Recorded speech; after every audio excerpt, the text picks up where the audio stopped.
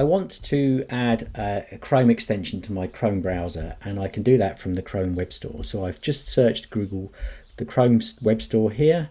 This is what's come up. I'm going to click on that link, and the extension I want to add is called Reader View.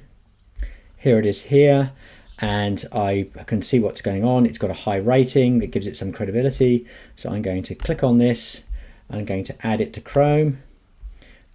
It asks if I want to do this. Click Add Extension, and it's now been installed, and it appears on my extension toolbar here. Now if I click on the X, you'll notice it disappears, and that's because we can manage our extensions that we see permanently with this toolbar. We can edit this, and we can do that with the jigsaw puzzle piece here. If we click on this and scroll down, we should see Reader View here, but we can see ActiveCast Sender is visible and Reader View is installed but not visible on the toolbar here. So I want to turn off ActiveCast Sender because that's not a tool I use very often these days, and I want to make sure that Reader View is actually working, so or visible. They both work, but I want to make sure I see it all the time. So I'm going to click on this, and my pin goes blue, and the Reader View extension is now visible all the time.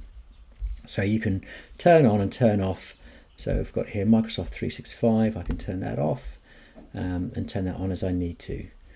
So you can manage your extension's visibility through using or clicking on the puzzle piece.